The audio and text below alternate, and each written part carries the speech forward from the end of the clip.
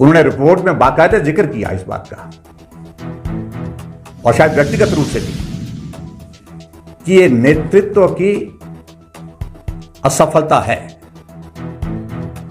यानी कि हिमाचल प्रदेश में जो कांग्रेस पार्टी की सरकार बनी है वो बहुत बड़ा बहुमत होने के बावजूद भी सभी नेताओं का विश्वास जीतने में, सभी नेताओं को साथ चलाने में नाकामयाब रही है। और इसके एक उदाहरण नहीं, अनेकों उदाहरण आप सबके सामने कई बार देखने को मिले हैं। पहली बात तो मैं यही कहूंगा कि हिमाचल प्रदेश में जब राज्यसभा की सीट कांग्रेस बहुत बड़े बहुमत के बाद हार गई, तो प्रश्न यह पैदा होता है कि क्या उनको सत्ता में रहने का नैतिक अधिकार है? नैतिकता यह बोलती है कम से कम व्यक्तिगत रूप से मुख्यमंत्री को इसकी जिम्मेवारी लेनी चाहिए और नैतिकता के आधार पर त्यागपत्र दे देना चाहिए। लेकिन त्यागपत्र नहीं दिया गया। और मैं इस बात को भी बड़ा साफ कह रहा हूं, स्पष्ट कह रहा हूं, कांग्रेस पार्टी के अंदर जो अलग अलग जो ग्रुप हैं, उन्हें बड़ा ईमानदारी से प्रयास किया कि मुख्यमंत्री त्यागपत्र दें। जब कांग्रेस पार्टी के केंद्र के नेतृत्व को वो सब लोग अलग अलग मिले हैं, उन्होंने यही कहा है, और ये हमारी जानकारी है कि कांग्रेस के जो केंद्र का जो नेतृत्व आया था, उन्होंने भी ऊपर इस बात को कहा है कि हिमाचल प्रदेश में कांग्रेस के बहुतायत, जिनका नंबर काफी बड़ा, एक साइजेबल नंबर है, वो सब लोग चाहते हैं कि हिमाचल प्रदेश में नेतृत्व परिवर्तन किया जाए। अगर नेतृत्व परिवर्तन की अगर बात कही है तो शायद कांग्रेस के केंद्रीय नेतृत्व को यह लगा कि हालात वर्तमान के इस प्रकार के नहीं है, क्योंकि तुरंत उसके पश्चात लोकसभा का चुनाव है और लोकसभा के चुनाव को ध्यान में रखते हुए अभी करना उचित नहीं होगा। तो इसलिए उन सभी नेताओं को जो त्यागपत्र मांग रहे थे, जो इर्द गिर्द बैठे हैं, चाहे वो दाएं बैठे थे चाहे वो बाएं बैठे थे, कल की पत्रकार वार्ता में उनको यही कहा गया है कि लोकसभा का चुनाव निकलने दीजिए, उसके बाद जो है आपकी बात को सुना जाएगा, माना जाएगा। और अभी लोकसभा के चुनाव है और लोकसभा के चुनाव को देखते हुए कांग्रेस पार्टी के नेतृत्व को यह लग रहा है कि राज्यसभा की सीट बहुमत के बावजूद हार गए। हिमाचल प्रदेश में बजट उस सूरत में पास कर पाया जब भारतीय जनता पार्टी के 15 विधायकों को सस्पेंड किया गया। इससे बड़े कोई उदाहरण हो नहीं सकते हैं बहुमत खोने के।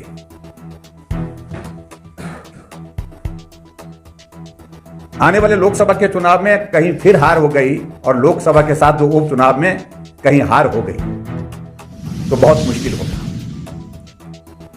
और जिस प्रकार से आदरणीय प्रधानमंत्री नरेंद्र मोदी जी के नेतृत्व में पूरे देश भर में एक वातावरण बना, एक लहर बनी है, जो एक नारा दिया गया है, अब की बार 400 पार। और पिछले कल आप लोगों ने सुना होगा, देखा होगा, जो एबीपी का सी वोट सर्वेक्षण जो आया है, सर्वे आया, उसकी रिपोर्ट आई है। जो 400 पार का अगर नारा दिया है, 400 पार के हम करीब उस सर्वे में दिखे। और उसमें हिमाचल प्रदेश का विशेष तौर से उसमें जिक्र हुआ कि चारों सीटों पर भारतीय जनता पार्टी बहुत बड़े बहुमत के साथ जीतने वाली है। 63% वोट भारतीय जनता पार्टी को पड़ने की संभावना है, 33% वोट जो है कांग्रेस पार्टी को मिलने की संभावना है। चारों सीटों पर भारतीय जनता पार्टी की जीत होने की प्रबल संभावना है। और स्वाभाविक रूप से इस प्रकार की जब रिपोर्ट्स आती हैं तो कांग्रेस पार्टी का जो नेतृत्व है और भी परेशान होता है, विचलित होता है। और उस कारण से आपने लोगों ने पिछले कल सारी परिस्थिति वो देखी है। मैं व्यक्तिगत रूप से किसी के बारे में ज्यादा कहना नहीं चाहता। कुछ बातों का जिक्र उन्होंने, हमारे मित्रों ने पिछले कल किया है। एक तो यह कहा है कि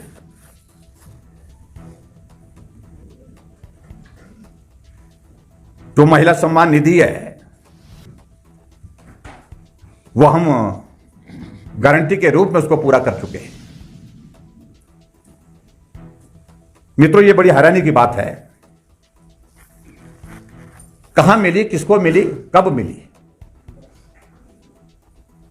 1500 रुपए देने की जो बात उन्होंने विधानसभा के चुनाव से पहले कही थी, फॉर्म भरे गए थे, 15 महीने बीत गए, लेकिन उसके बावजूद किसी को मिले नहीं। और अब फिर से फॉर्म भर करके लोकसभा के चुनाव में फिर भी हमारी मातृशक्ति को, हमारी माताओं बहनों को फिर से उनको ठगने की, उनको गुमराह करने की कोशिश की जा रही है। और ऊपर से इस बात का आरोप हमारे सिर पर लगाने की कोशिश हो रही है कि भारतीय जनता पार्टी के जयराम ठाकुर वो जाकर के चुनाव आयोग में शिकायत करने के लिए गए। स्वाभाविक रूप से हमारा यह कहना है, अगर महिला सम्मान निधि अगर आपको देनी थी तो हिमाचल प्रदेश में हाल ही में बजट सत्र था, बजट में उसका प्रावधान होता तो समझ में आता। बजट प्रावधान में एक पैसे का जिक्र नहीं है, इस योजना का ही जिक्र नहीं है, और बजट रखा नहीं गया है। बजट पारित होने के 5 दिन के बाद प्रेस कॉन्फ्रेंस करके मुख्यमंत्री कहते हैं क्योंकि लोकसभा का चुनाव आ गया, लोकसभा के चुनाव में हम कैसे जाएंगे लोगों के बीच में, इस बात का डर मन में था। इस कारण से उन्होंने तय किया कि ये करना पड़ेगा। दबाव आया और उसके बाद उन्होंने प्रेस कॉन्फ्रेंस के 4-5 मिनट की प्रेस कॉन्फ्रेंस में एक घोषणा करके धन्यवाद किया आप सबका। जब आप लोग पूछने भी लगे तो उनकी ओर से एक ही शब्द होता है, धन्यवाद। धन्यवाद करके चले गए जब बजट प्रावधान नहीं है।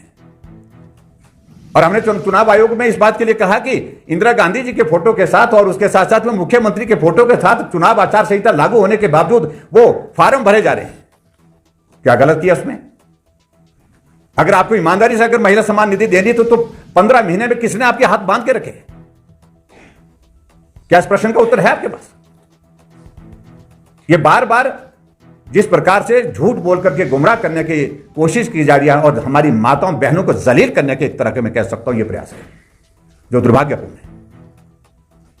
इसमें सफलता नहीं होगी, मैं बड़ा साफ कह रहा हूं।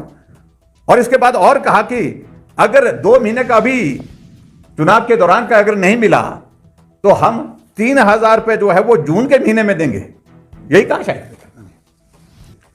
क्या ये चुनाव आचार संहिता का उल्लंघन नहीं है? इसलिए मुख्यमंत्री कितने विचलित हैं उन्हें मालूम नहीं पड़ रहा है कि चुनाव आचार संहिता लागू है और इस वक्त हमको कोई घोषणा नहीं करनी है। और इसको भी हम निश्चित रूप से हम विचार करेंगे, इसके बारे में क्या पार्टी का मत बनता है आगे इस बात को लेकर के बताएंगे। और दूसरी बात, हमारे उप मुख्यमंत्री जी ने कहा कि हमारी सरकार बिल्कुल स्थिर है। हम कहां बोल रहे हैं अस्थिर है? ये बार बार कहने की आवश्यकता क्यों है? आवश्यकता बार बार इसलिए कहने की पड़ रही कि स्थिर नहीं है। और उसके उदाहरण एक कहने की आवश्यकता नहीं है। मैं आपको यही कहूंगा कि हिमाचल प्रदेश में जो वर्तमान परिस्थिति बन रही है, वो कह रहे हैं कि आंकड़े बताओ कैसे होगा कैसे होगा। हम इस बात को लेकर के कुछ आंकड़ों में नहीं जाना चाहते, तो हम तो इतना ही कहते हैं कि राज्यसभा के बारे में भी यही कहा जाता था कि 1 आदमी होगा, 2 आदमी होंगे, 3 आदमी होंगे। हम तो 43 है, 43 हैं।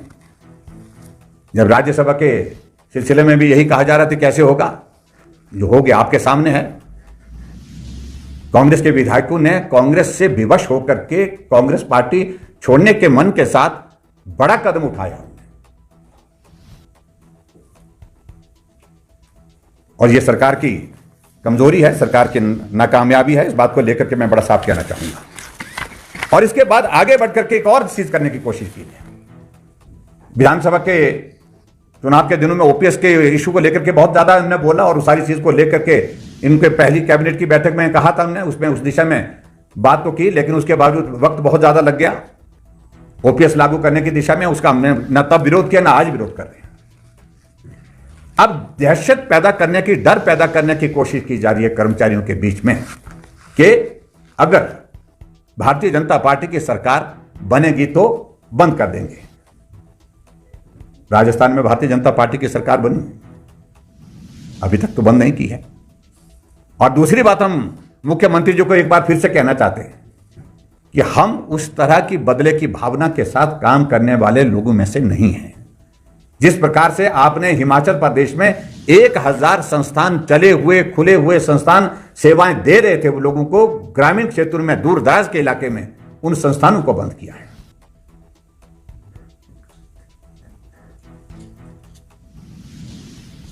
मैं सिर्फ इस बारे में सिर्फ इतना ही कहूंगा कि भारतीय जनता पार्टी को बदले की भावना के साथ काम करने की मंशा ना पहले रखती है ना आज रखती है।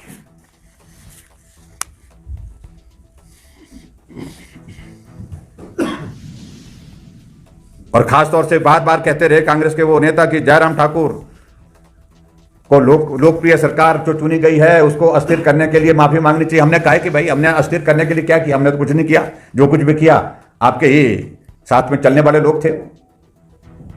लेकिन हालात क्यों बने इस प्रकार के? हालात इसलिए बने कि जब लोकतांत्रिक व्यवस्था में चुने हुए प्रतिनिधियों को जो सम्मान मिलना चाहिए, जो पहचान मिलनी चाहिए, जो स्थान मिलना चाहिए, वो आपने नहीं दिया।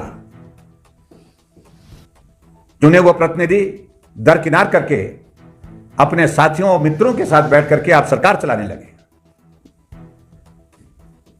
जो ना किसी वार्ड के मेंबर हैं, ना किसी चुने हुए व्यवस्था के अंतर्गत लोकतांत्रिक व्यवस्था से आए हुए, लेकिन कैबिनेट दर्जे के साथ सरकार चला रहे हैं। और इस बात को लेकर के